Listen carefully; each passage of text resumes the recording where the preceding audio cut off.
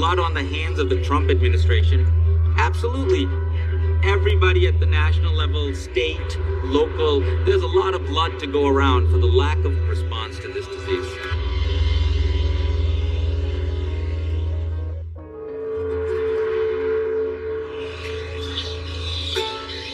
We are always at threat for the next pandemic. These viruses exist out in nature. As people go out in nature, they get infected and they move their way back into humans. If we were to imagine the origins of COVID-19 as a movie, it would begin at the end of the Contagion movie. Exactly that process of bulldozing down the forest, bats flying off, infecting livestock, that then we get infected. That happens every day, every week. That's how these things begin. Wuhan is a major hub on the wildlife trade pathway. It's close to hotspot areas for new coronaviruses. Ever since the COVID pandemic hit, we've been trying to determine if anybody knew anything about a contagion sweeping through Wuhan last fall, and when did they know it.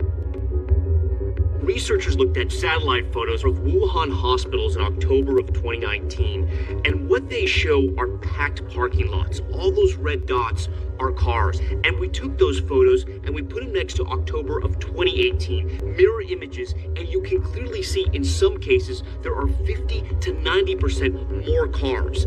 That shows that those hospitals were busy during this time. Then they found another clue when they looked at Baidu. That's the Google search engine for China. During this time, there was an increase in searches for terms like cough and diarrhea, two symptoms of COVID-19. Now, this is 3 months before China announces that they have a problem with the coronavirus. Clearly, something was happening in Wuhan. On the 29th of October, we flew to Wuhan to start the river part of the cruise on the Yangtze. We were very excited. We had not ever been to Wuhan. At the time, it seemed weird. The treatment of us on this particular city was different than other cities we'd been in on this tour. We're lined up to get onto the ship. They really emphasized, stay in line. You don't have time to go wander anywhere. And once we were on the ship, nobody was allowed to get off. Having 150 Western tourists from UK, Australia, Canada, United States get sick and trace back to Wuhan might have not been a good idea. We were immediately told that we would be leaving, and bing, bang, boom, we were gone.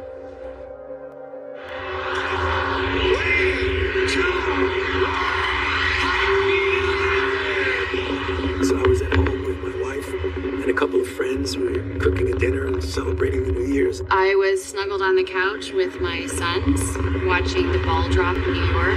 They say close to 1.5 million people gathered here tonight. It was the first time in a long time that I had an opportunity to get the whole family back together. And I did get a phone call from my colleagues at CDC that there was a mysterious new pneumonia that appeared not to be flu. You have a brand new virus that's jumped species from an animal to a human. And immediately that was an alarm bell. It was clear the threat was real and the threat was serious. On New Year's Eve, if someone had told me a pandemic was coming, it wouldn't have surprised me. The world was overdue, for one. And that's what's always kept me up at night. It is the perfect storm and my worst nightmare.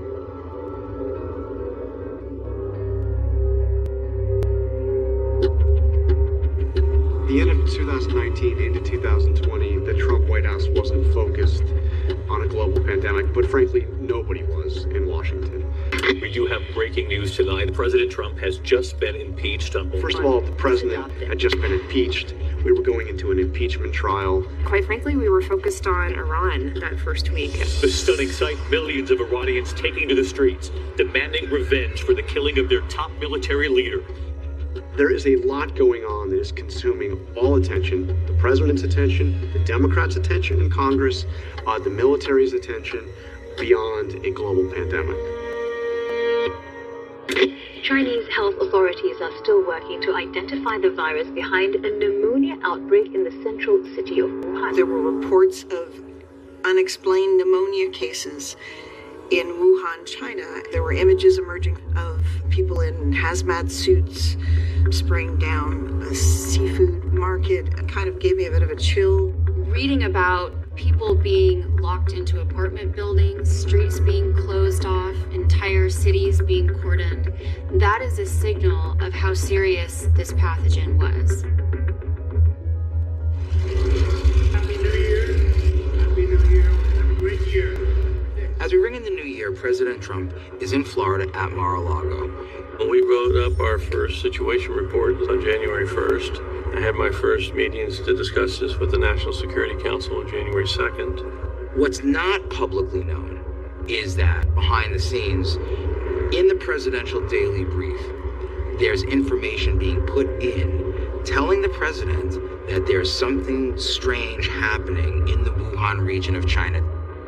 We felt that this had potential to be a very serious situation that had national security implications. Dr. Redfield at the CDC, he's on the phone with Dr. Fauci. It was zing bang back and forth. Both of us agreed that this looks, smells, and almost certainly is a new coronavirus. And the question is, what are we going to do about it? Is this a pathogen that goes from animals to humans? Or is this a pathogen that went from human to human? Bob was trying to get information in real time, exactly what was going on over there. The frustration is that he wanted to get his team there and to go to Wuhan and find out what was going on, but the Chinese were not allowing that. I had strongly suggested that we send some CDC folks in to help out, and the president actually made the request to President of China that we'd be able to come in and assist. And the Chinese are stonewalling. They're not letting them have access to the key sites.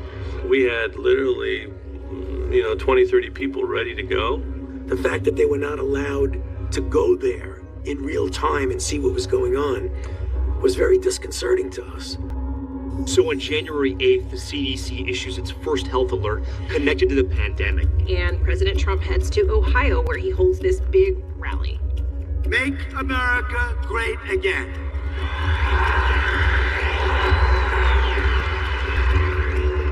No, the president didn't publicly predict any danger. And America's future has never, ever looked brighter.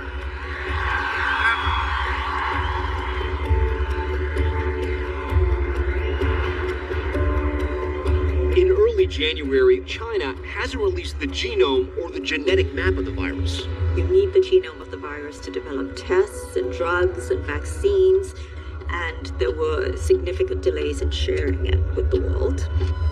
On January 12th, the Chinese government, after resisting American requests for information, releases the genetic sequence of the virus. All right, all hands on deck. We got to make a vaccine because we don't know where this is going. There's a lot of unknowns. It was just a matter of time before it arrived in the United States. To think otherwise would be completely naive.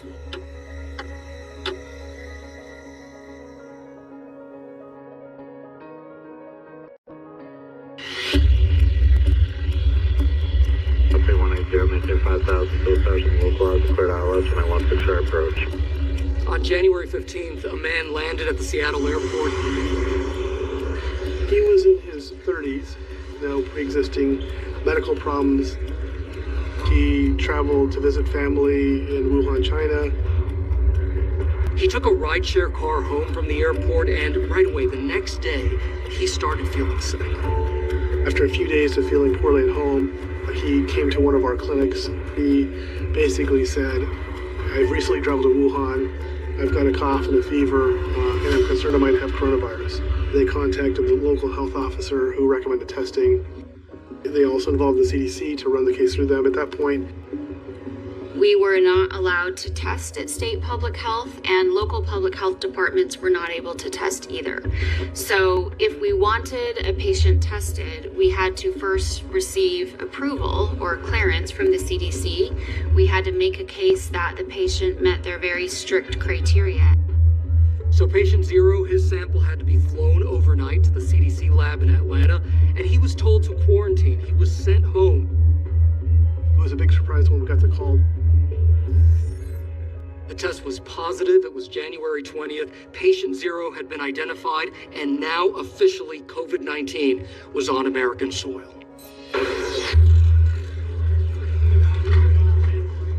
President Trump is at the World Economic Forum in Davos, where he answers for the first time on whether he's worried about the growing pandemic in China. We have it totally under control. It's one person coming in from China, and we have it under control. It's going to be just fine. Well, I never thought it would be just fine, because I didn't think we were doing what was necessary to make it just fine.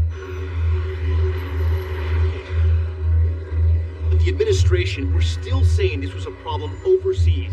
This is a serious health situation in China, but I want to emphasize that the risk to the American public currently is low. I think in January and February, there was a sense that we still had this under control. January was really our opportunity as a country to contain this virus before it spread like wildfire. And that opportunity was missed. At this point, COVID-19 is on American shores. Question is, was there a plan for the federal government to deal with the pandemic? And it turns out that successive administrations previously had already laid the groundwork for pandemic response. Yeah, President Bush deserves a lot of credit for what he did in 2005. In August 2005, President Bush goes to Crawford, Texas, to his ranch for what is supposed to be a long vacation. And he reads a book about the 1918 Spanish flu pandemic by John Barry. And it freaks him out. Sometime prior to the spring of 1918, an animal virus killed between 50 and 100 million people. And he sees Barry talking about how these pandemics happen every 100 years or so. You have something massive like this. And he's looking at the calendar. We'll hear all of this soon. President Bush knows personal experience that things he did not anticipate can happen and can cause severe damage and kill a lot of people. 9/11, Katrina, could the next big one be a global pandemic? By then, we'd already had the SARS experience, and then so-called bird flu, which was pretty scary. That's a pretty good reason to get your attention. He challenged us to come up with a government-wide, national, not just federal government, strategy for dealing with it should it happen. The President of the United States. They get Congress to appropriate money, real money, $7 billion behind this plan. If we wait for a pandemic to appear, it will be too late to prepare. One day, many lives could be needlessly lost because we failed to act today. So there was a robust national response. As with all outbreaks, we got the periodic increase in interest in public health, infectious diseases, health security, and then eventually interest would wane, and then you see a decrease in funds. So it's a usual bust and boom cycle for public health, unfortunately. Tonight, outbreak, a new and deadly strain of flu. The Obama administration has to deal with an outbreak almost immediately after Obama becomes president. Every American should know that their entire government is taking the utmost precautions and preparations. It's dealt with pretty quickly. And you go back to the cycle of complacency. There are other problems that are more pressing. But 5 years later, 2014, Ebola. An outbreak of a disease so fierce, so deadly, even the word strikes terror. This scares the hell out of everybody. President Obama and Vice President Biden have authorized unprecedented whole-of-government response to the Ebola crisis. And the good news is that we're starting to see some results from that. When I was winding up my work on Ebola, I met with the president and said to him, we need to build a permanent structure at the White House. The funding we're asking for is needed to prevent and deal with future outbreaks and threats before they become epidemics. And he set up a pandemic prevention office in the National Security Council to get us ready for that more deadly, more dangerous, more rapidly spreading epidemic that was going to come to this country someday. Donald Trump takes office. He has some people in his national security apparatus who served under President Bush, who see this also as a significant issue. More turnover in this White House than any other administration in recent history. The challenge is when you have had as many turnovers in this administration, a lot of that work that would have been done during the transition has been lost. But eventually, President Trump's third national security advisor, John Bolton, decides to do away with the section of the National Security Council that specifically deals with pandemics, just eliminates it. Now, the Trump administration says they were just streamlining the National Security Council and that some of those staffers were reassigned but continued to work on the issue of pandemic preparedness. It's not like the government stops worrying about a global pandemic, but make no mistake, at this point, this is not a major priority in the Trump administration. One thing that the Obama administration left was a pandemic playbook. And on page 9 of the pandemic playbook, it said, hey, here's something to worry about, a coronavirus. I don't know if the Trump administration didn't pay attention to the playbook. I don't know if they didn't read it. What we do know is they didn't run the plays in that playbook. It would have made a big difference if they had.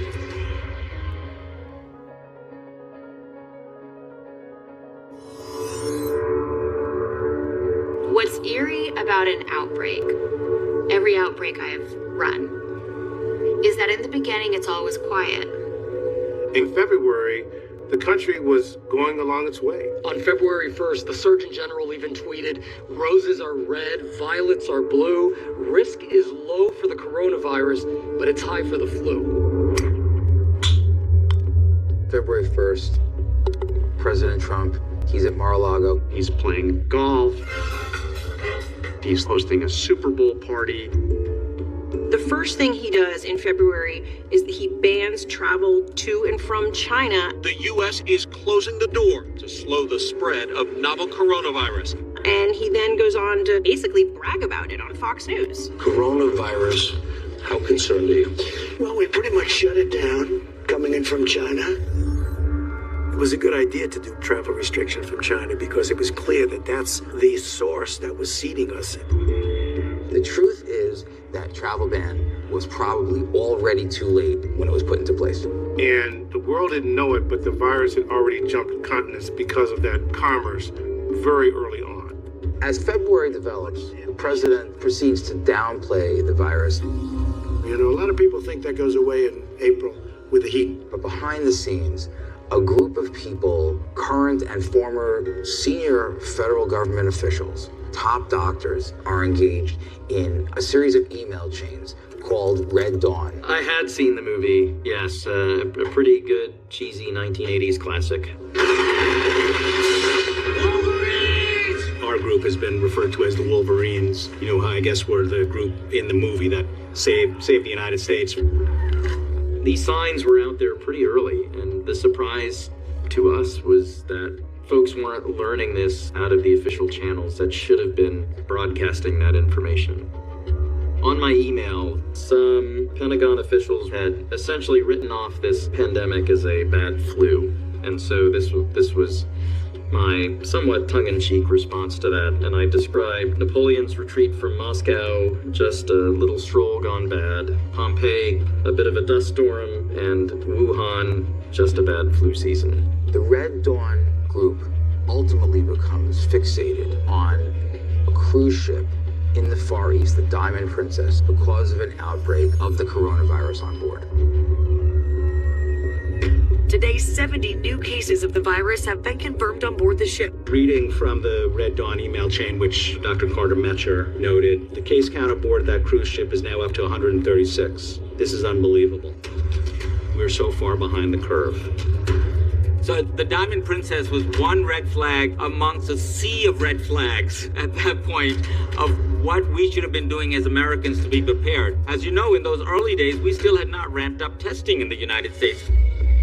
When there's a new pathogen like this, you know, the CDC sets out to develop a test. That's routinely what we do, and we do it very well, which they did, and they did it in record time, 7 to 10 days. And initially, we were all flooded with relief. We can test. And they immediately came across a problem. The initial samples that came from the CDC that was sent out didn't work, so they had to call them back. And so the CDC then had to send out a second batch of test kits, which also had a problem. And as the weeks ticked by, we were running out of time to contain the spread of this virus, and we knew it. It took us about close to 4 to 5 weeks to figure out the contamination. And within 5 weeks, we got the test to the health departments throughout the nation, which I would still say is pretty record time. In an outbreak scenario, every day matters. Our chances to contain this virus were gone. We could have brought in the gigantic manufacturers of diagnostic tests, and our failure to take that approach with a homegrown test out of CDC has cost us lives. I don't think CDC will manufacture tests in the future. I think what we'll do is we'll contract a manufacturer to manufacture the tests. This was pretty much the most critical time in the outbreak for us to be flying blind. The virus was seeding America, and sadly, lives were lost.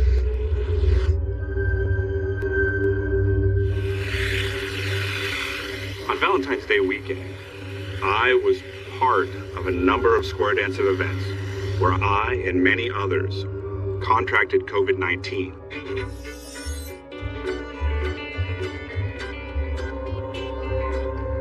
If we had known, we could have taken some precautions, or we might have been able to cancel, or we might have done something different. Within 2 weeks, the first person in the square dance community would be dead. It was a very sad time. And it still is.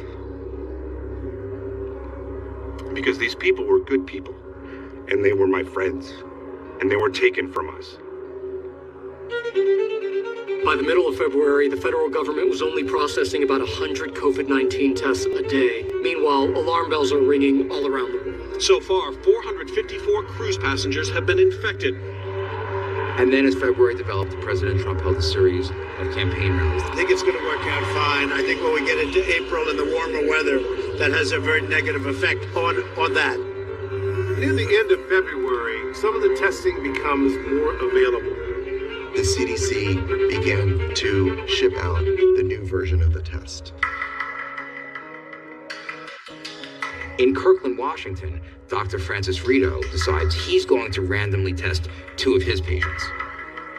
And shockingly, they both come back as positive for coronavirus. I knew this was the event. This was now the beginning. Everything changed at that point. And that's when we first started realizing the first community spread that was not related to an identifiable source. Without a doubt, February was a lost month for this nation's response. It's going to disappear. One day it's like a miracle. It will disappear. Meanwhile, the CDC is confirming the first COVID-19 death in the United States. The disconnect between what the president was saying and what we knew to be the science, it was frightening. Obviously, there was a failure of leadership in dealing with this pandemic, without question. It was too late. The outbreaks were already out of control. There was no way to stop it at that point. We missed our chance to contain it. There was a parade of ambulances coming from Life Care.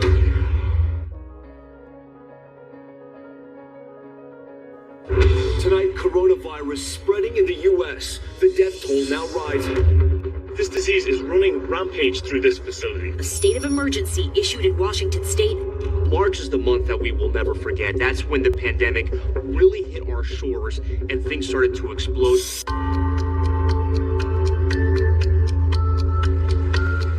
My mom was living at Life Care Center of Kirkland in February of 2020. Officials in Washington losing patients with the nursing home where most of the fatalities from the coronavirus occurred. And CDC hadn't shown up on the scene yet to be a support. Staff clearly wasn't able to deal with it, and I got a phone call from the nurse saying that Mom had passed. Doctor said, how do you know so much about this? Maybe I have a natural ability. Maybe I should have done that instead of running for president. There wasn't a lot of urgency, and that's where leadership becomes really critical. So we're part of dealing with this crisis, not leading it at that time, but obviously in support, and it was my belief that this would have to be a bigger response. If the virus is in China, didn't someone expect that the virus was going to get on a plane and travel? And it did. And it wasn't in China anymore. It went to Europe, and it went to Italy, and it went to France. Tonight, the World Health Organization declaring it a global pandemic. The NBA overnight suspending its season until further notice. Breaking at this hour, the financial markets in free fall, the worst day since Black Monday crash of 1987. My fellow Americans, to keep new cases from entering our shores, we will be suspending all travel from Europe to the United States for the next 30 days. He misstated the nature of the travel restriction. He said he was banning everyone. And that led to a panic. It led to thousands and thousands of people coming back from Europe who didn't need to come back. People ended up in those crowded hallways for a long period of time. And many were exposed and reportedly have passed because of their exposure waiting and to clear customs. And by the time we realized your threat and shut down travel to Europe, there was already probably 2 or 3 weeks of 60,000 people coming back every day from Europe. I'm a registered nurse and I work in an emergency department in New York City. There was not enough tests to test everybody that wanted a test. The U.S. badly trailed the world in March on the testing situation. The situation with the CDC and the testing had become so extreme that by March 13th, on the Red Dawn email chain, Dr. James Lawler sounded the alarm.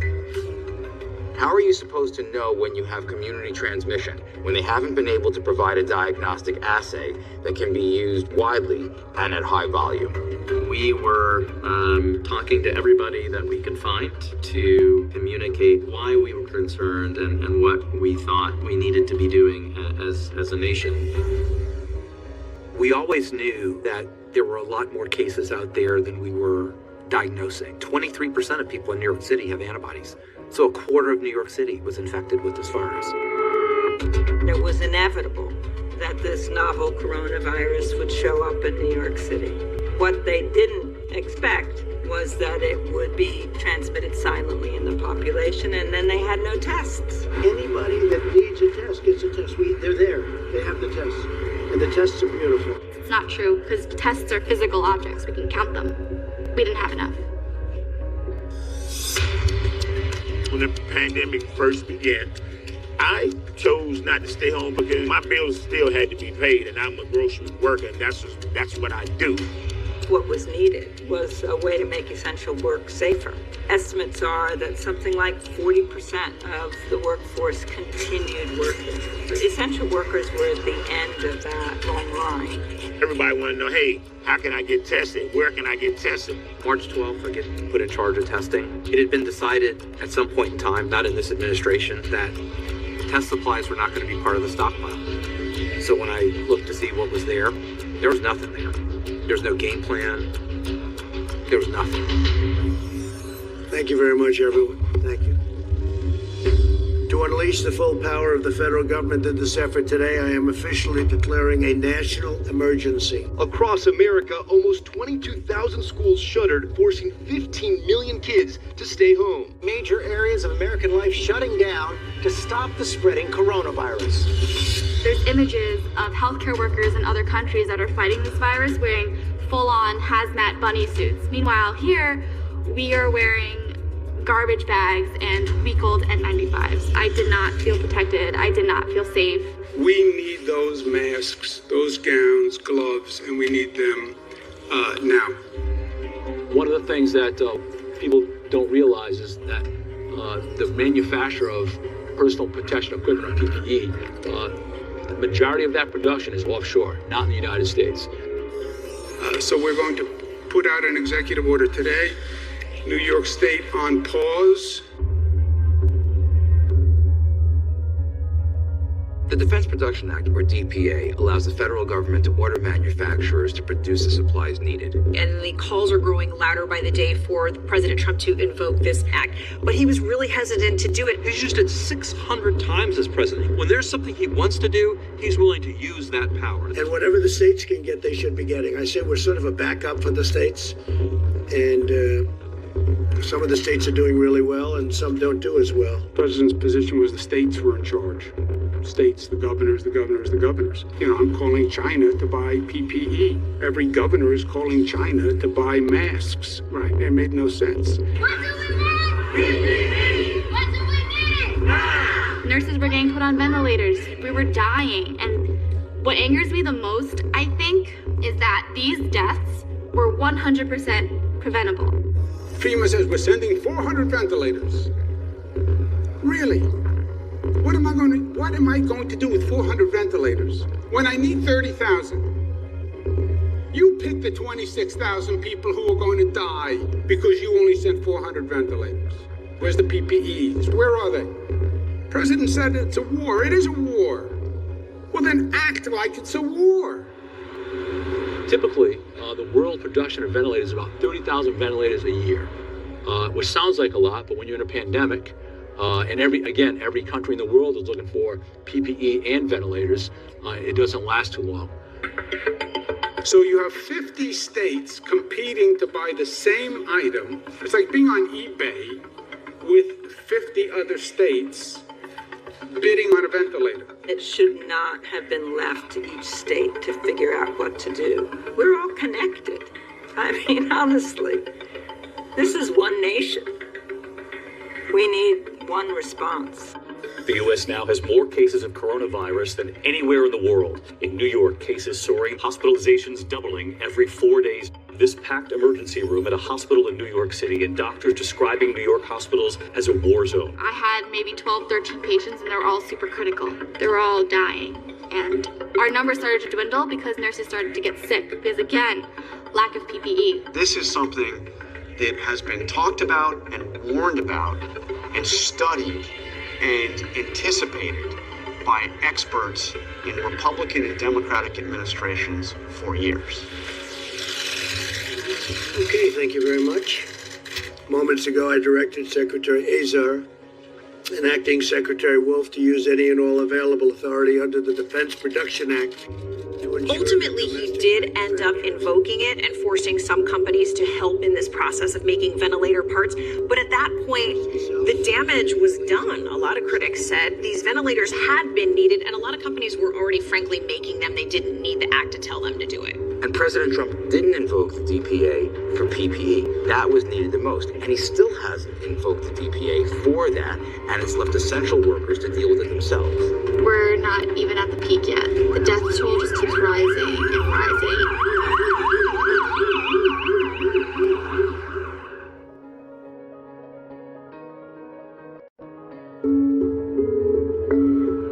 My mom was goofy. Like, she was really fun to be around. March 18th, she woke up, she wasn't feeling well. Her first thought was that it could possibly be COVID. When I went to see her, she looked like she was deteriorating.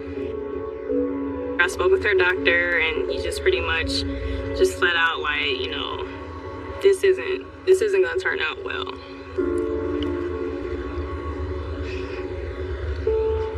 Just hearing those words, like, just put me just in a horrible place.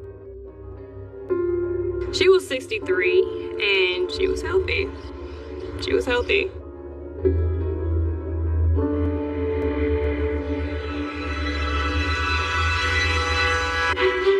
Local jurisdictions, not the federal government, start noting that they're seeing big racial, ethnic disparities in mortality. While this pandemic is impacting every one of us, it isn't impacting everyone equally.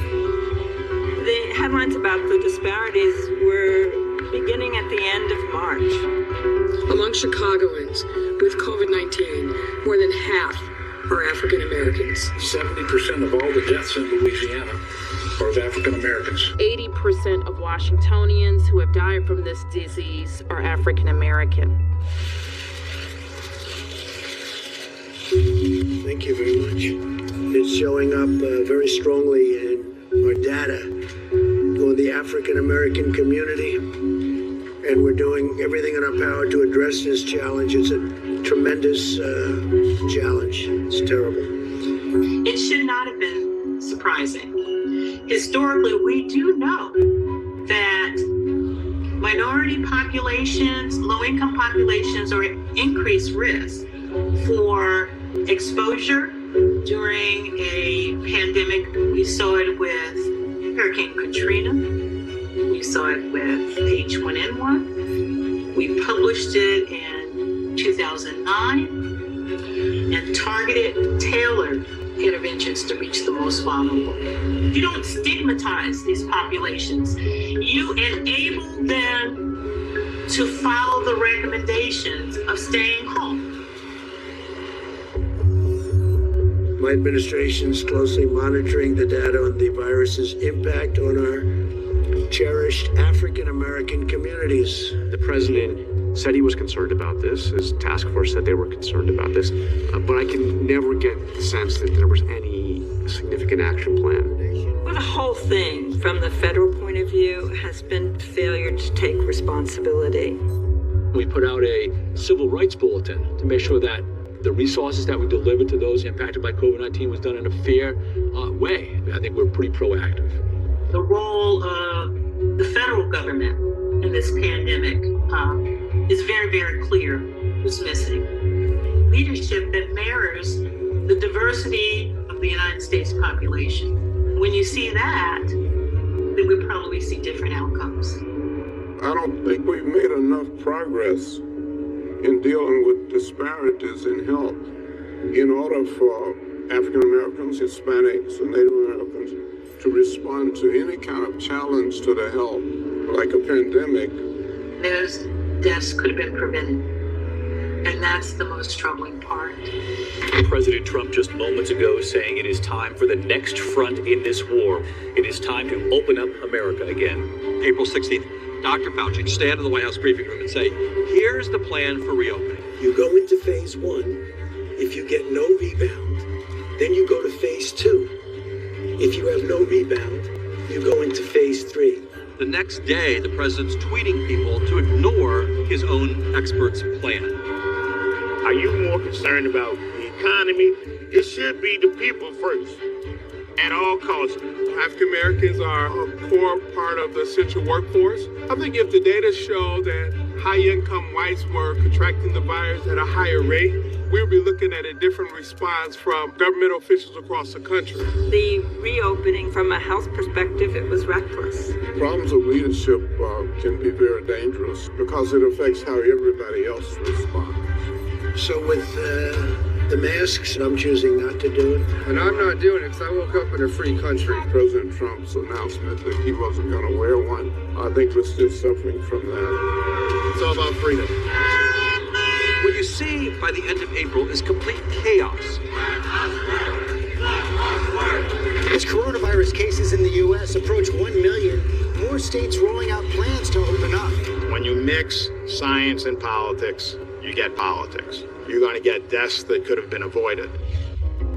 My dad was a first-generation Mexican-American who grew up in the cantaloupe fields. May 15th was when Arizona officially opened up. So my dad, in listening to the advice of people in charge, thought it was safe for him to resume normal activities. On June 11th, my dad woke up with extreme exhaustion, a cough, and a fever. Mark Anthony Urquiza passed away on June 30th. His death is due to the carelessness of the politicians who continue to jeopardize the health of brown bodies through a clear lack of leadership, refusal to acknowledge the severity of the crisis, and inability and unwillingness to give clear and decisive direction on how to minimize risk. If we really want to address structural racism in this country, we need to get real with ourselves about the impact that coronavirus is having on these communities. Things that we can do now is to try and concentrate resources, testing capabilities, access to care. When we get out of this, we've got to do something about the social determinants of health. That's a long-term problem that we should make a long-term goal. The man who died while in Minneapolis police custody is George Floyd. That case exploded into the national consciousness. Thousands of people taking to the street. We go from this disease is making me not be able to breathe, and to him hollering on that street that he can't breathe. So, and then you look at the climate of the country, I'm saying, look at the correlation. We essentially had awareness of two sort of important public health events simultaneously. The virus, which we've been experiencing, and the racial pandemic that was with us all along. We got hit by the virus that came from China. And we've made a lot of progress. Our strategy is moving along well. When you open, you have to open safely, right? And we never ever got this right. We now have the greatest public health failure in our nation's history.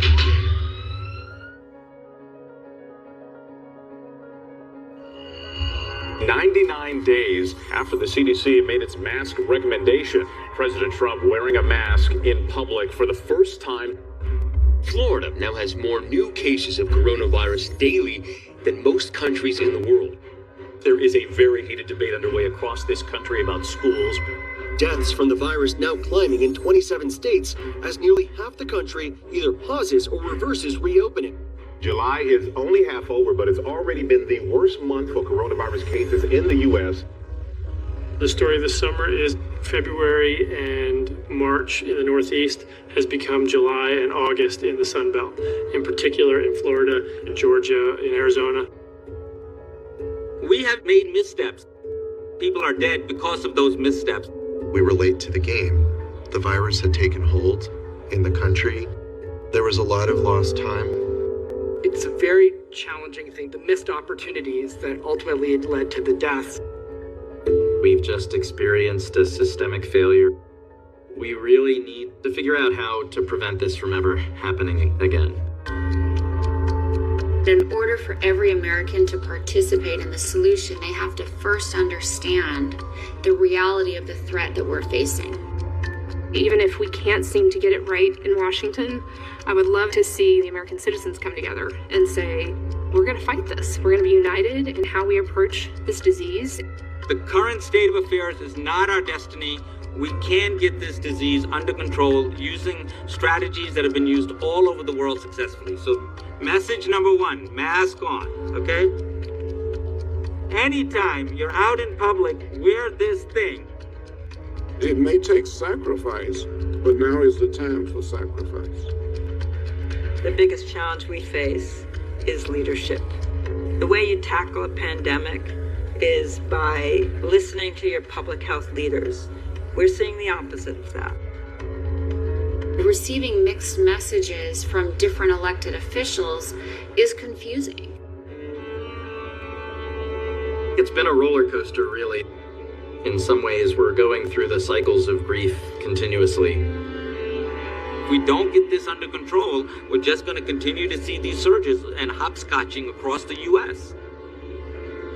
The United States is currently spiking in cases, and the cost of that is human lives.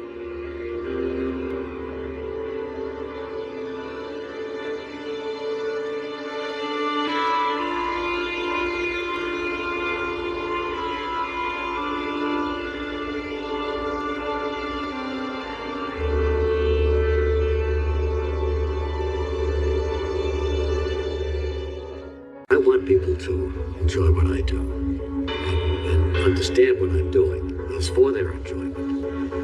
And that's all I can ask for. Tonight, saying goodbye and celebrating the life of Regis. Oh, no, I hate memory lane. Let me get somebody who tells It's a woman! The man who got us started in the morning for so many years. His talent was being himself completely and making everybody else the star of the show. And the one who made millionaires out of everyday people. He's won $1 million! The living history of TV. In just one man. What did it take to get the chemistry so right? No matter what, you don't let your partner fail. And he never let me fail. His co-host through the years. She's the one. The more outrageous. How are your hemorrhoids? Are you all right? The more outrageous. I called him a jerk. He called me one right back, and the sparks flew. The moments you'll always remember that turned funny business into TV gold. It's hurting my arm! Tonight, we're taking you back to where it all began. Give me the dirt. What was Regis like as a kid? And to his last interview ever with Jimmy Kimmel. Regis No one will ever be better at doing this than you. No one, never. Tonight, to our favorite funny man, our friend, and even more, our family. I've got a show to do. We say farewell. Reporting now, Amy Robach. Live with Regis and Kelly. From live to Who Wants to Be a Millionaire, his one-of-a-kind wit and warmth brought smiles to viewers for decades. A familiar and welcome household staple. Tonight, tributes are still pouring in for Regis Philbin after his death of natural causes at 88 years old on Friday. From David Letterman, Regis is in the same category as Carson, superlative. To his former co-host Kathy Lee Gifford, Regis, there will never be another. And the Philbin family expressing their gratitude for their time with him and his singular ability to make every day into something worth talking about. And for this broadcast, I was able to spend some time with the last person to sit side by side with Regis on the set of Live, his co-host of 11 years, Kelly Ripa. Regis was a man with such youthful energy. What went through your mind when you heard the news? There was a moment where I had this incredible hope that it was somehow misreported. I thought, oh, is he going to have a field day making fun of this story? Because it seemed like he was somebody that would be here forever. When the news finally settled in, who did you think of first? I thought of Joanna and JJ, his daughters, of course, Joy, who he worshipped. Joy was everything to Regis, absolutely everything. And then my thought went to Kathy Lee. Those were Regis's women. And now, here's Regis and Kathy Lee. Hello, everybody. Let me get your umbrella for you, Mr. Philbin. It is great. And when 2020 celebrated his retirement in 2011 with a Katie Couric special, Regis revealed some of the secrets of his success, including a peek at a backstage routine that was virtually the same for nearly 3 decades. I've got a show to do. A preview of the day's tape package by 8:30. Here we go. Roll it. A newspaper delivery at 8:40, courtesy of his wardrobe consultant, Goldie. And Goldie's here, his $7,000 a week. For what? For what? And at 8:45, a read-in on the rundown by executive producer extraordinaire, Michael Gelman. Oh my God, Gelman just walked in. He's never been this early, but I guess he heard Jilly yesterday. I had extra camera time if I came early. Yeah. Okay, what time is it? 30 seconds. Now, here are Regis Philbin. Then at 9 a.m. sharp, ready or not, Live went live. Unvarnished, unrehearsed, and unscripted. What you're looking at here is guerrilla television. You might say Regis put the real in reality TV. Well, whatever reality we can make on our show, that to me is interesting, you know. Frodo. How are you? Nice to see. And while on that farewell tour 2011, Regis took Katie out for lunch at his favorite Midtown Manhattan restaurant, Circo. This is awfully good. Where they discussed his storied career. Grazie, Bruno. After all, he'd been a ubiquitous presence on television for 50 years, shattering his own world record for the most time of anyone on the air. And in case you're keeping score, it now stands at 16,746 and a half hours. From Sportscaster, John Huffnagle will be the quarterback when the Broncos take the field against the New York Jets Saturday night. to news anchor, Today, the White House subpoena hearing is in court again. to red carpet reporter. Where'd you get this dress? Well, I had this dress made just for this. And how? I wanted to look like a mom. Is there anything you wish you had done that you haven't? I wish I didn't have to wait till I was in my late 50s before the good part of my life started in this business. That's what I regret, that it was kind of a late start for me. Long before he achieved morning glory, Regis hoped his star would shine in late night, but he spent years learning the ropes on local talk shows from San Diego to St. Louis. And tomorrow I'll be losing. He thought he'd hit the jackpot in 1967 when he was asked to be the announcer on the Joey Bishop Show. Regis Philbin. How great was that, hearing that a member of the Rat Pack was interested in talking to you as his sidekick? Yeah, sidekick, yeah. Well, you know what happened? I walked in, and there was Joey in a sweater. Of course. Yeah, and he said, I saw you last night. You got a lot of talent. I said, really, Joey? What is my talent? I could never do that now. And I threw it right back, and all of a sudden, I had Joey on the defensive, thinking, what is his talent? What were you thinking? And I'm thinking, maybe I shouldn't have asked that, But I said, well, this is going to be good. And he took his time, and he stood up, and he finally said, I'll tell you what your talent is. You are a great listener. I said, what? Great? That it? This code does something to you. I want you to know it. He listened to Bishop's banter for 3 years, but competing against Johnny Carson was too tall an order. Hi, everybody, and Merry Christmas to everybody. When his dreams of late night faded, Regis was back to pounding the pavement in the daylight, taking jobs like hosting the Disney parade. Are you still fantasizing? It would take nearly 2 decades. What?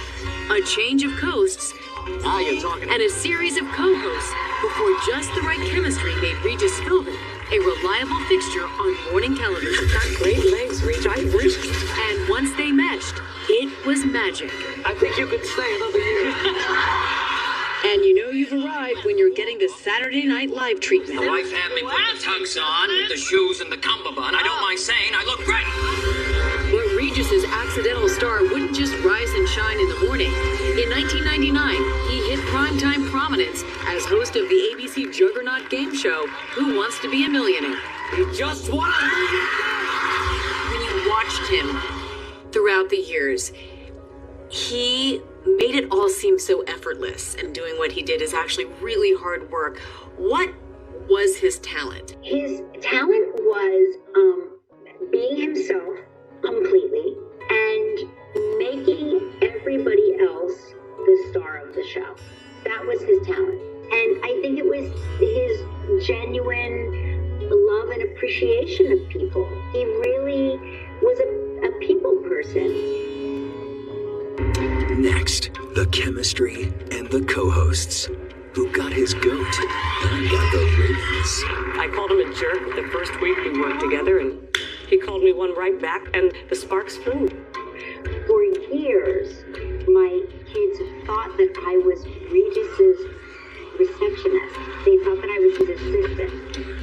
Coming up.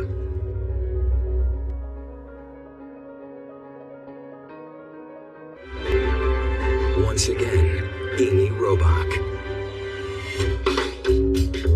In the book of dynamic comedy duos, you'll find Abbott and Costello, Martin and Lewis, Lucy and Ricky, and Regis Philbin with just about anybody who sits beside him. Did you ever get somebody who just... It's a woman! A class photo of his former co-host is a collection of leading ladies who learned from the best. The morning maestro himself. I think I learned from Regis to be authentic on camera. With his co-host Sarah Purcell, Regis would strike TV gold in a segment called Host Chat. What is this you're wearing? This looks like early Daniel Boone. It would be his secret sauce for the next 3 decades. Exactly my thoughts. Okay, Regis regaling his co-host with tales from events of the night before. The last night I went up to Yankee Stadium with some friends. Derek Jeter, first pitch, bang, hits a home run. No writers and no holds barred. The whole monologue at the beginning is about what you did the night before, so you don't talk about any of that ahead of time. And it worked. It absolutely worked. There is something about working with Regis. You really have to expose your personal life. I mean, you talk about everything. John had a terrible cold, so I... Oh, the weakest excuse I've ever heard of my John had a cold, and they couldn't talk about marriage? It was 1980, and his morning brash got the attention of network brass. NBC wanted him, and he wanted Mary Hart. Mary, how are you? Good morning, everybody. It's Friday, and it's I'm nice walking down Rodeo Drive, and I see a camera crew up the street. I walk by, and all of a sudden, Regis Philbin stands up, interrupts what he's doing, and he goes, "She's the one." The Regis Philbin show got canceled after just 7 months, but for Mary, it was the chance of a lifetime. Right here, as Mary steps here and boom, and she's out that window. He had left this booming, popular show locally to go to the network, and then the rug was pulled out completely from both of us, and I lucked out. I'm Mary Hart for Entertainment Tonight. They came to talk to me about what it feels like to be on a show that's canceled. Great. And the next day they offered me a job. I think he held it against me for a very long time.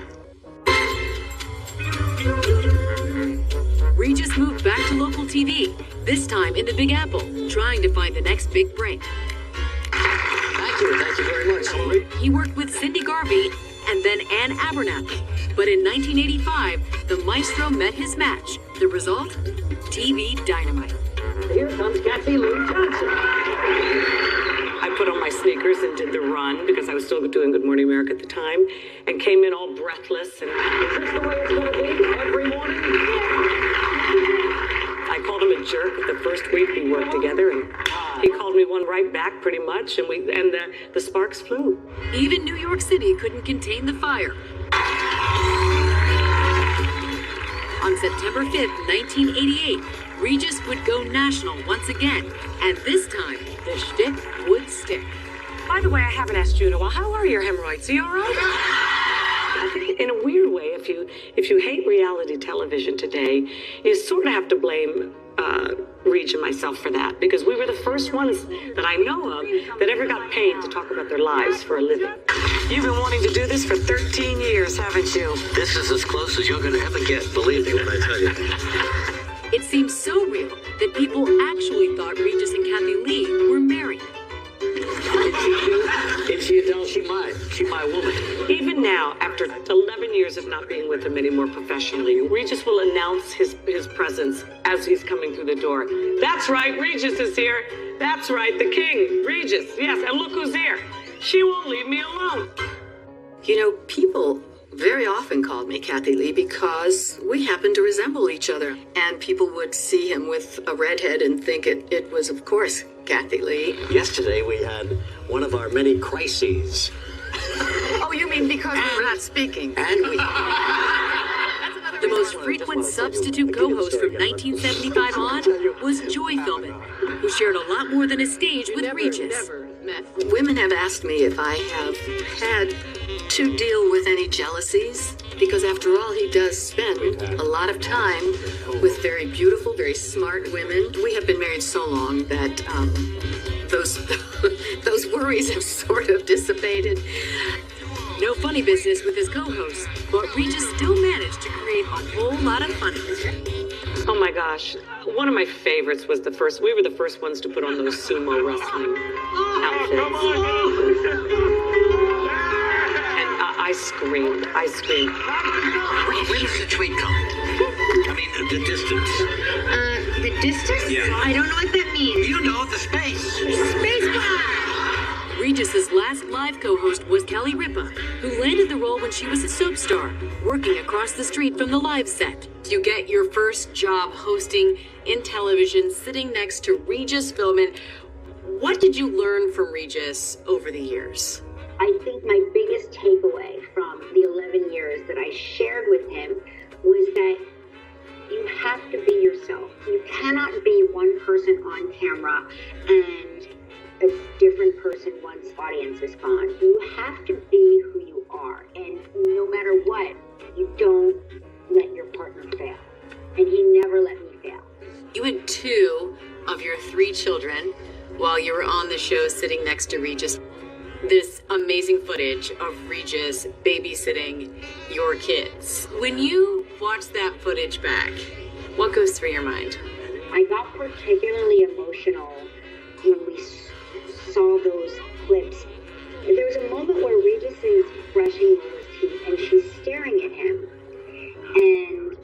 And he said, "You're a genteel little lady." So you're a genteel little woman, you understand? And it was the way he spoke to her very softly. And I was like, that's the father of daughters. What did you do last night? I know you bathed the kids legendary, to say the least. What was that like? No matter what, if we were Mary Kate and Ashley, no matter who we were, Regis was always Regis. Yes. Is that a yes or is that a no? It didn't matter if he was wearing a wig and a dress. He never broke from Regis. Even when he tried to, if he was, somebody from the Jersey Shore, he was still Regis. And what a night I had last night. You were everywhere. And Regis really had this unique ability to draw you in. He would tell a story. You would be on the edge of your seat. You would think, and then Regis is going to save the day. And then he would flip the story on his head, and he would be his own foil in the story. Finally, I couldn't stand it anymore. I stood up and George said, "Where are you going?" I said, "To the bathroom, George." It was just magic. Thanks, everybody. Next, a Bronx cheer. Back where his showbiz dreams began. He wasn't batting 1,000 then. He did it! Coming up.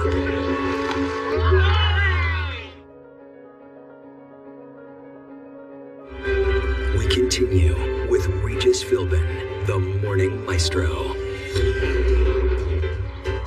It was an unlikely and late rise to stardom for Regis Philbin, and in 2011, he took Katie Couric back to where it all started. Regis is back! It's me, Regis. Make sure Regis is in focus. Yes, it's good to see Regis again. You know what they say. Hi, honey, how you doing? You can take the boy out of the Bronx, but... Hi, baby, how are you? How are things on Kruger Avenue? Do you miss me at all? Yes. Around here, God bless, man. Regis is royalty. This is now Regis Philbin Avenue. That's Regis Philbin. Look at, I love that guy. And everywhere we went, Hey, how you doing? everyone loved seeing Regis. Nice puppy. Well, almost everyone. Hi, baby. How are you? Want to play ball? Oh, yeah. He was raised on Kruger Avenue during the Depression, on the bottom floor of a two-family home. The house used to be right here. Oh, And here was where Regis sat in his baby carriage. really? Take a look. Hey, Regis. Isn't he Look cute? at that cute It's little adorable, that baby. Regis. So they paved paradise and they put up the parking lot, huh? Honest to God. Regis says neither his dad, a first-generation Irish-American and Marine, nor his mom, an Italian-American full-time housewife, had any inkling of their son's guilty pleasure. I was afraid to tell them that I used to stay in this house, 6 years old, tune in WNEW, which was the key radio station in New York City, and every night at 9:30, Bing Crosby would have a half hour of songs. I thought he was my friend after a while, and we had not a date, but it was time to spend 30 minutes with Bing every bloody night. What were some of the songs? Every time it rains, it rains. If you listen to the words, pennies from heaven. Don't you know each cloud contains pennies from heaven? It wasn't until years later, on graduation day at his beloved Notre Dame, that Regis finally fessed up to his showbiz dream. And I said, "Come on, Mom, I'm going to tell you now exactly what I'm going to do." And they were all excited. So we walked to the music hall, opened the door, and I sang Pennies from Heaven. And as I was singing, I could see my sainted mother, her eyes with tears in them. But not tears of joy. No tears of joy. And my father, a tough Irish guy who was a boxer, was a Marine, I could see that he wanted to punch me. I could see these things. But back in the Bronx at Mac's Candy Store, he was a hit. Demon, Guy Mitchell, he did them all. And inseparable from childhood friends Ed the Tank Treratola and Tom Freakin' Finelli. Freakin' Finelli. We have nicknames for everybody. Now, what you guys have to tell me, give me the dirt. What was Regis like as a kid? Was Well, he... Regis, he was a sex maniac. There wasn't much chance of that, especially since these former altar boys were always under the watchful eyes of the Sisters of Our Lady of Solace, who gazed from on high. Mr. Mary Francis. Mr. Mary Francis. told me the nuns Mr. Mary Mike. And watch, right. They watched every move we made. Give us hell the next day. Now here's where Freakin' hangs out. When they weren't hanging out at the candy store, they were at Conti's, a bakery that's been here for 90 years. But how could the Bronx make the best Boston cream pie? Oh, wait till you taste it. Please. That's delicious. And it's where Tank confessed he had some show business aspirations of his own. Listen, he wanted to be the singer, I wanted to be a comedian. We could have been Martin and Lewis if you listen. Right. You watch me, Katie Couric. Martin maybe, but definitely not Mantle. He did it! This is embarrassing for the Katie Couric. All right, here we go.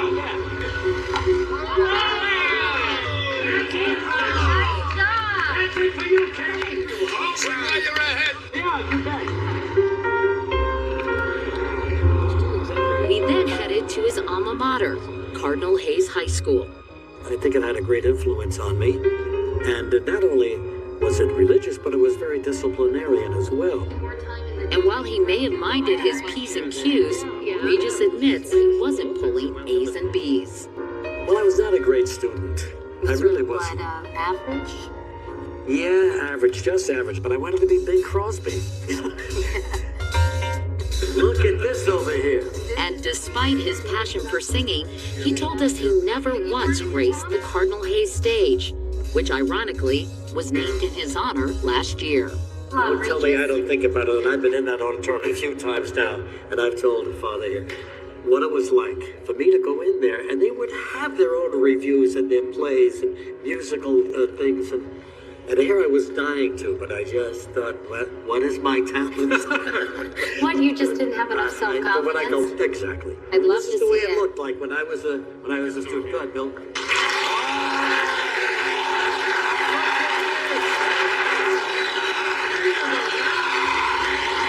The entire graduating class of 2012 decided to surprise their famous alum. Regis established a scholarship program here, making it possible for 5 students to attend Cardinal Hayes every year. I just wanted to personally thank you for the help the scholarship that you had given my parents and myself. It has helped us significantly, and I just want to thank you for everything that you have done for me, for other students, and for the school in general. Thank you. One thing that I'd like to pass on to all of you is what I told Katie outside. That how sorry I am that I didn't participate in something that I wanted to be a part of. Could have learned it here. And if any of you have any of those dreams, and you're doubtful that you have the ability or the talent to fulfill that dream, don't be frightened by it. Just dive in. So it thrills me to come back here. It thrills me to see all of you guys. I'm very proud of you, believe it or not. And pursue your dream. I know that's an old hackneyed saying in my business, but whatever you want to be, you're good enough to be. And you know why? Because you're a Hayes man. Thanks, guys. Now that's a Bronx cheer.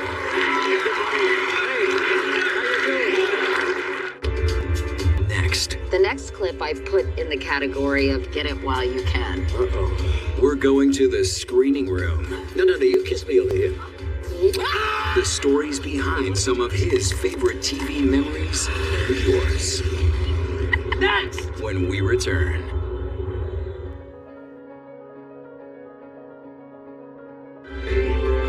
Once again, Amy Robach. It's live with Regis and Kelly. In 28 years, there have been snakes. I'm not kidding, it's hurting my arm. And shots. Don't look at him! The Macarena. And milking. Pies and pedicures. Not too close. Stop it! You're making me nervous!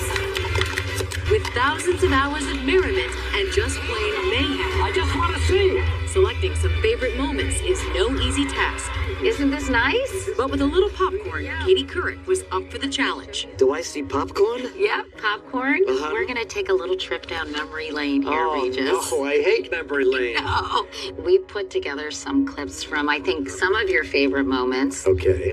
One of them is that time you convinced Johnny Carson to give you a tour of the Tonight Show set. A rare appearance for Johnny anywhere other than the Tonight Show. Well, let's take a look at this tour. Yeah. This is very sweet. I'm glad you picked this one. I think it's a great moment for me. Hi, Johnny. Johnny, it's me, Regis. You've been reduced to this? Sure, you want to see Johnny Star? Come on. Got Johnny here, the king. Boy, is this nice. And then you get sometimes you get the pencil. Don't touch anything, Regis. No. There's the clock right there. Okay, Regis, time's up. We just seem to hit it off just so well. You had a little bromance with Johnny Carson. He was one of the idols of our time. Now we have a clip of your grandson, William Xavier, his first visit to the set of Live. This was in 2008. Okay, you asked for him, and now here he Nice comes. pants. Parents, Mr. Why am I wearing red pants? Here's Mr. Trouble, William Xavier. Oh my God, look at him. Let's see how much William Xavier looks like his grandfather. Here we go.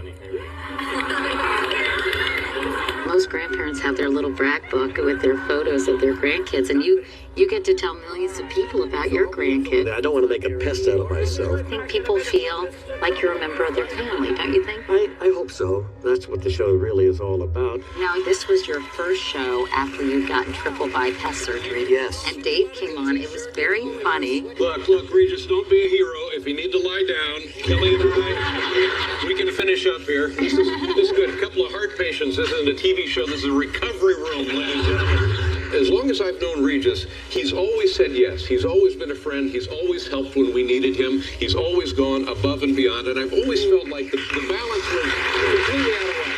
After your bypass, did you suffer from depression at all? Because a lot of people do. It gave me pause to think, you're not indestructible and you're not going to be around forever. Yeah, you're very thankful that you went through it and it worked out. Now we've got some of my favorite clips, Regis. Uh-oh. And one thing I always admired about you was that you were always on the cutting edge of the latest technology. You helped introduce people to new gizmos. See, I don't know if you're kidding or not. And let's take a look. Now there is a revolution in communications industry. Now you can send a card, a newspaper, a whole book on a fax machine for the price of a telephone call. Rich, they've been around for a long time now. Why are you just now getting excited about fax machines? Let me ask you something. How many people here heard about fax machines before this show? Oh, embarrassing. You did not! You're just doing that to aggravate me! You have a cell phone, please? Yeah, but I never use it. I Really? don't know what the number is. Really? Yeah. But you use a computer, right, Regis? No. No? Really? No. I don't. Wow. I need it. You gotta sit there and type something out on a computer. It's ridiculous. It really is, and you know it. Okay. One thing I noticed as I took my little trip down your memory lane. My memory lane. You like to show off the bod, Regis. Oh, no, I don't really. What is it? What are we watching here? I'm taking off my pants now? Oh, long Anything socks. for a laugh, With right, the long Regis? socks. I still got the pants on my shoes. Somebody help Regis. Oh, my God. Stop with that. Can you believe you did this? Oh, and just recently, Regis. Oh, this is with Snoozy, whatever her name is. Snooky. And she's saying, take your shirt off. Look at you. Oh, for God. See what age does to you? I think you look pretty darn good. Oh, my. You are the big 8-0, Regis, and look at you. Anyway. Next! All right, now, the next clip I put in the category of get it while you can. Uh-oh. God only knows what this is. No, you kiss me over here. Oh, this is my old trick. Come on, Alicia. You won't go to jail with We'll make him real jealous. We'll make him real jealous. Regis's big thrill. You and Alicia Keys, Regis. They all come sooner or later to Regis. Now we have a moment. The last big goodbye on live was when Kathy Lee left. Oh, yeah. And this is quite touching, I think. Little song I wanted to sing to you that kind of sums up my feelings and all of my feelings about you. Thanks for the memory. You've been a lifelong pal. Boosted my morale. Got me enjoy a hefty discount. Cruising carnival. The room was small. Thanks for the memory of all the fun and tears through all the years and years. Our hosts chat every day. Now you're on your way. Forget it all, but please recall I love you so much. So sweet. Next scene! Next, from one millionaire maestro to another, The Return of the King. Regis's last TV interview with Jimmy Kimmel. Regis, before we wrap it up, I have a question for $25,000. Yeah. Some final answers when we return.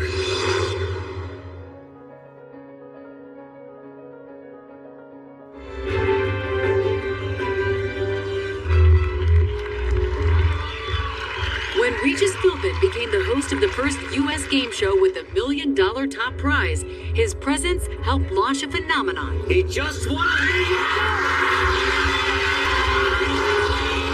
And just this past March, in what would be his final television interview, he spoke to the host of the brand new version of the show and devoted fan, Jimmy Kimmel. I was the one who did this years ago. I remember. You don't remember. I do. The King has returned. The Return of the King. How are you? How are you? Good to see Gosh, you look fantastic. So do you. How are you doing? I wish I had that. I could put one on you. Oh, I bet you can. Shall we take a look at the set? Let's do it. Okay. Well, Regis Philbin, Look at this. this is it. They did it very well. They did a nice job. Nice with job, it. yeah. It would make for a beautiful living room, I think, for someone. We've got the panels, chairs. We've got the questions. Wow. We've got the dollar signs. You've even still got the shiny tie, which makes me feel good. That's right. Yeah. And look up there. That's a. Oh, and here too. Yeah. You want to go sit? Shall we have a little chat? You look good, Regis. You're very trim. Now, which one is you? I think I'm over there, and you're right here. Mark. I'm very happy to see you. I haven't seen you in a while. I know. It's been actually years. You don't call me anymore? Well, that tie is kind. Is that one of the classic Regis ties? Can we look at the back and see what's going on there? yeah, here you go. Oh, that says. What is it? I think it says Mario Cuomo on it. No, that is not a Regis tie. Yeah. So I imagine you must have a closet full of those. I do. I really do. Can I have one of them? You're kidding. Will you send me one? I will. Okay, I good. will. All right, and then I'll send you a shoe or something. Oh, good. Yeah. I could use that. You built this house. This is. I'm looking around and I'm seeing a lot of people and a lot of things that are here now. It's like being inside a slot machine. Regis, no one will ever be better at doing this than you. No one, never. Didn't seem too sure about that one, but you nailed it. Now, that's funny. Come on. And I'm not just being false humble by saying that. It's true. You're the best. And that's why people love this show. I mean, it's a great game, but Regis is the reason. You really were such a great host of this show, thinking on your feet, making people feel comfortable, and really, more than anything, recognizing that this could be a life-changing experience for a lot of these people. Did you ever feel the gravity of that? Somebody coming in and winning or losing? Well, yes, I did. A huge amount of money? A lot of them did that, too. Yeah.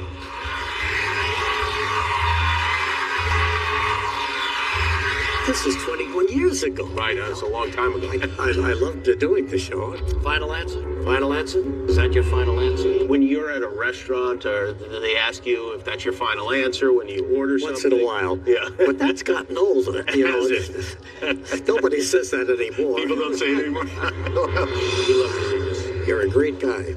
Thank you so much. Thank you. Next, a legend on his legacy. What I'll miss most after all these years is When we come back.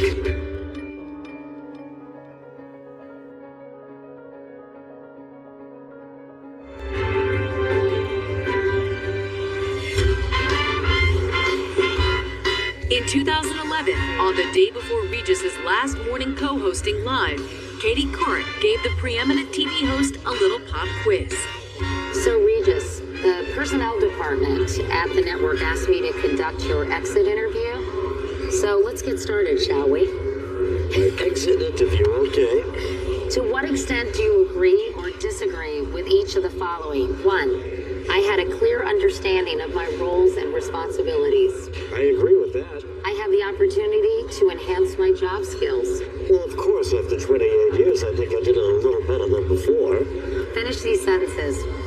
I'm the happiest when I'm entertaining people. I'm the most miserable when Oh my gosh. When I feel like I haven't been successful in something I've undertaken.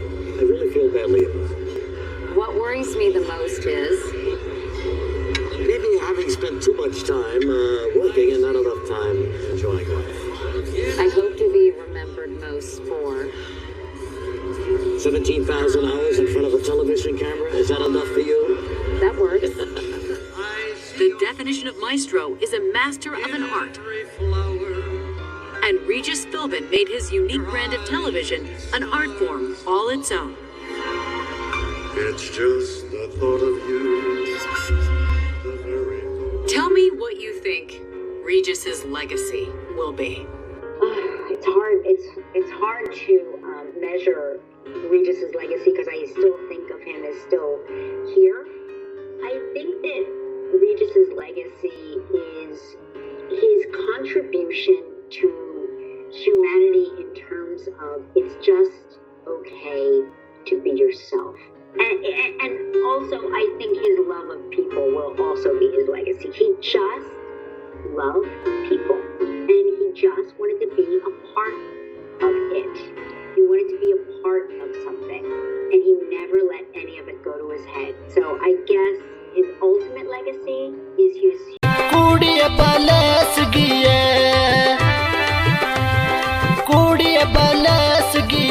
तेरी टोर मस्तानी है बस suit तेरो सत रंग गो suit तेरो सत रंग गो तेरी चढ़ती जुबानी है वो सूट तेरो सत रंग गो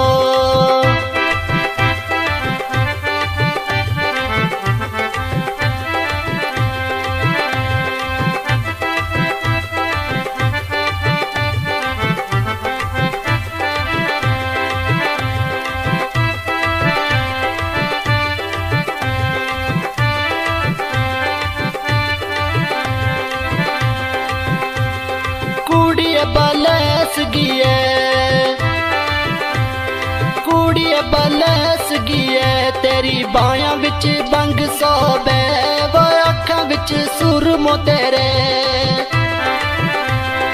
अखां विच सुरमो तेरे हाथ मेहंदी गो रंग सोबे वो कुड़ी बलेस गिए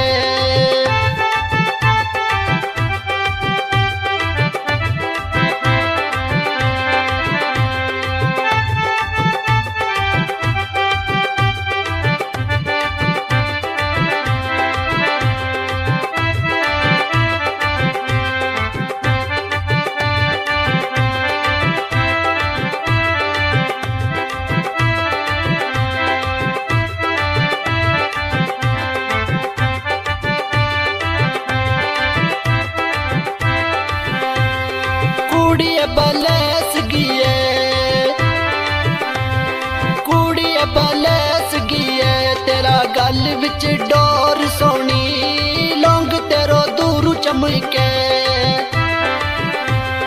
लौंग तेरो दूर चमके बाकी तेरी टोर सोनी बकुड़ी बलेस गिए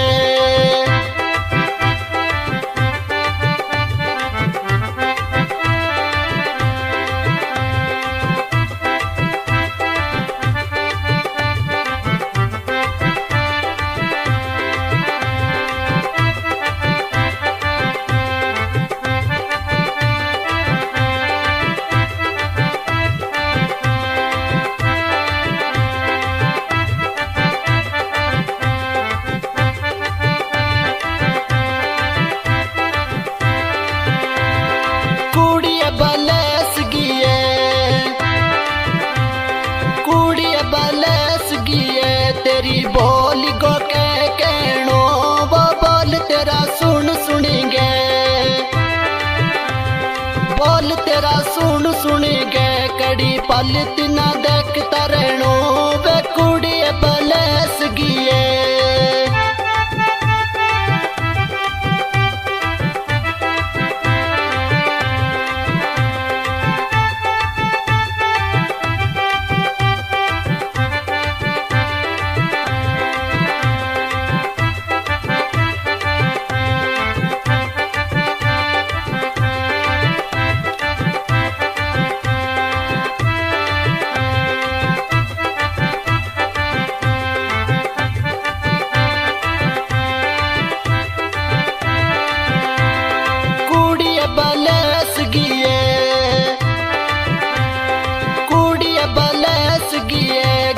तेरी का जामी वो चोरी चोरी मिल नाजल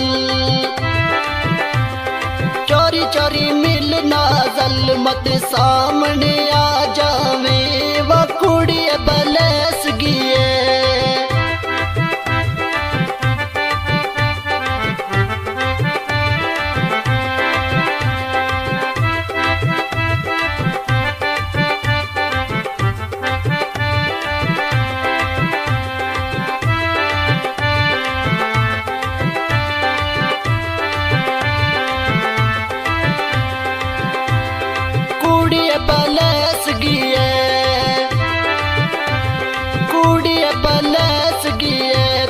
जियो सुनो फुल कोई नी वो दुनिया माला कीमत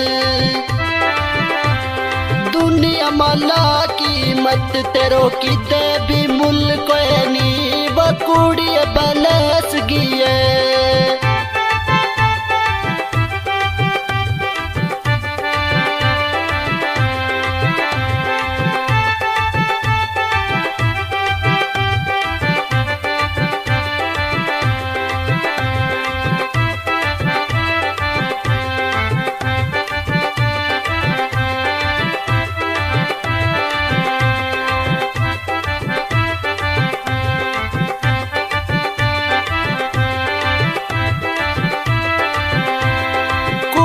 बल